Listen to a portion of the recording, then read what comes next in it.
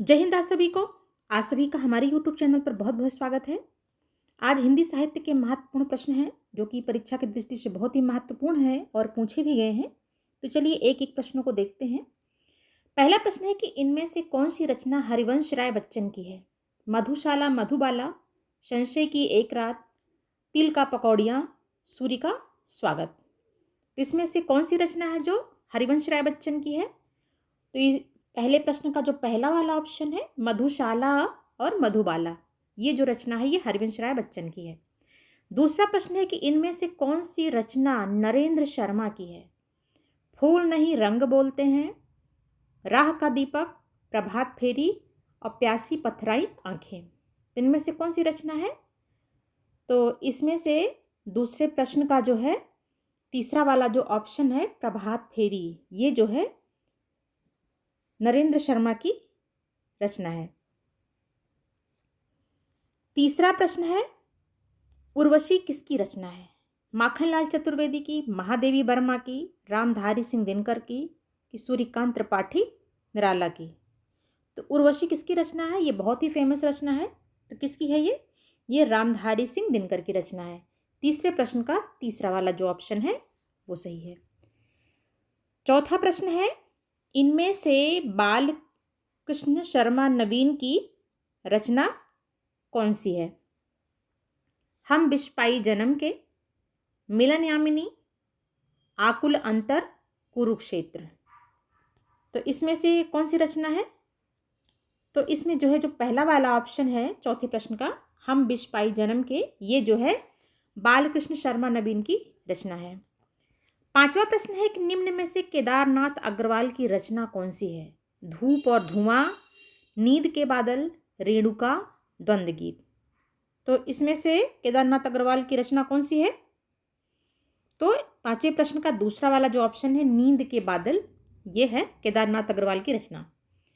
छठा प्रश्न है हजार हजार बाहों वाली किसकी रचना है? नागार्जुन, गिरिजा कुमार माथुर, नरेंद्र वर्मा, धर्मवीर भारती। तो बताइए हजार हजार बाहों वाली किसकी रचना है? बहुत ही महत्वपूर्ण रचना है हजार हजार बाहों वाली। तो किसकी है ये नागार्जुन की है। यानी छठे प्रश्न का जो पहला वाला ऑप्शन है ये सही है। सातवां प्रश्न है अपराजिता किसकी रचना है? त्रिलोचन, रामेश्वर शुक्ल अंचल, भवानी प्रसाद मिश्र, धर्मवीर भारती। तो अपराजिता किसकी है? तो अपराजिता जो है वो रामेश्वर शुक्ल अंचल की रचना है। यानी सातवें प्रश्न का दूसरा वाला जो ऑप्शन है इसमें वो सही है। आठवां प्रश्न है निम्नलिखित में से रंगे राघव की रचना कौन सी है? राह का दीपक, सतरंगी पंखों वाली, युग की गंगा, चूका भी नहीं हूं। तो रंगे राघव की रचना कौन सी है इसमें से? तो राह का दीपक जो है ये रंगे राघव की रचना है। आठवें प्रश्न का पहला वाला ऑप्शन सही है। नवां प्रश्न है भूरी भूरी खाक धोल किस रचनाकार की रचना है?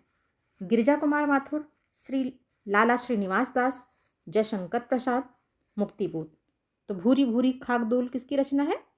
तो ये मुक्तिबोध की रचना है। मुक्तिबोध की जो है दो रचना भूरी भूरी खाक धूल और चांद का मुंह टेढ़ा है, ये दो रचना बहुत ही महत्वपूर्ण है। तो नवे प्रश्न का जो चौथा वाला ऑप्शन है ये सही है। 10वां प्रश्न है चांद का मुंह टेढ़ा है। देखिए नीचे वाला क्वेश्चन मैंने दिया भी है क्योंकि बहुत ही महत्वपूर्ण था परीक्षा की दृष्टि से, इसलिए मैंने इस क्वेश्चन को भी रख दिया।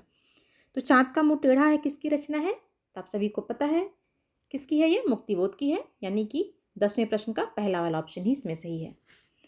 11वां प्रश्न है मैं वक्त की हूँ सामने, मैं वक्त के हूँ सामने होना चाहिए, की हो गया है, आप इसे सही कर लीजिएगा। किसकी रचना है? गिरिजा कुमार माथुर, मुक्तिबोध, नरेश मेहता, धर्मवीर भारती। तो किसकी है ये? मैं वक्त की हूँ सामने। तो ये जो रचना है ये गिरिजा कुमार माथुर की रचना है। किसकी है? गिरिजा कुमार माथुर की। यानी 11वें प्रश्न का पहला वाला ऑप्शन सही है। 12वां प्रश्न है सतपुड़ा के जंगल किसकी रचना है? ये भी बहुत ही फेमस रचना है। किसकी है? त्रिलोचन की, प्रभाकर माचवे का, भवानी प्रसाद मिश्र का, कि भरत भूषण अग्रवाल का। तो किसका है ये भवानी प्रसाद मिश्र का है सतपुड़ा के जंगल। 12वें प्रश्न का तीसरा वाला ऑप्शन। 13वां प्रश्न है हरी घास पर क्षणभर किसकी कृति है?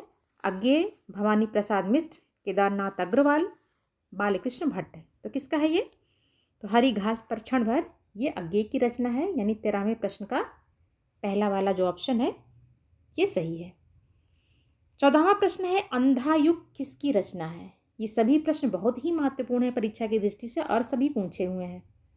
किसी प्रश्न को हम ये नहीं बोल सकते कि ज़्यादा इंपॉर्टेंट है, ये कम इंपॉर्टेंट है। सभी प्रश्न अपने आप में बहुत ही ज़्यादा इंपॉर्टेंट हैं।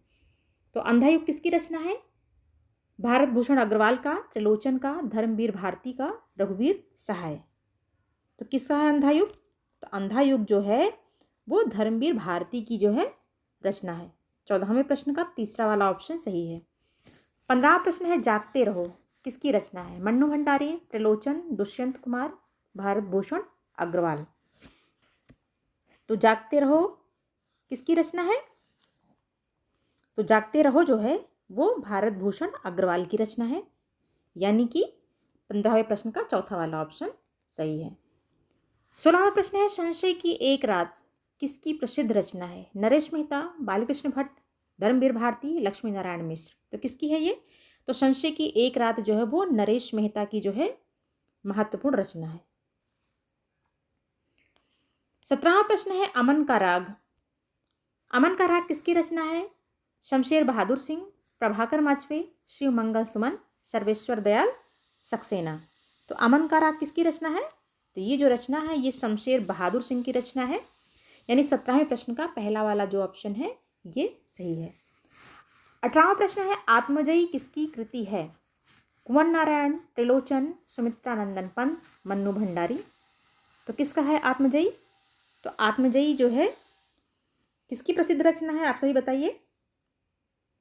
आत्मजयी जो है ये कुंवर नारायण की जो है प्रसिद्ध रचना है।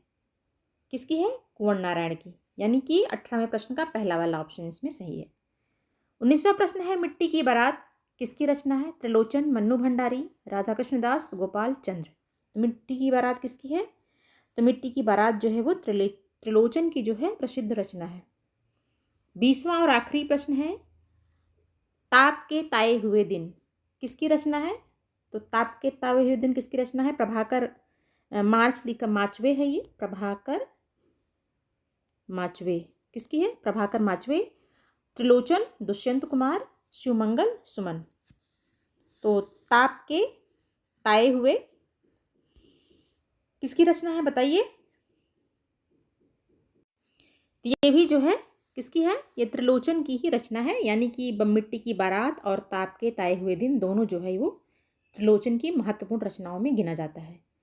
तो आज की वीडियो में 20 प्रश्न कंप्लीट हुए। आशा करती हूँ कि आपको प्रश्नों की श्रृंखला पसंद आई हुई होगी। अगर आपको हमारा वीडियो पसंद आया होगा तो प्लीज़ वीडियो को शेयर ज़रूर कीजिएगा और लाइक और सब्सक्राइब भी कीजिएगा।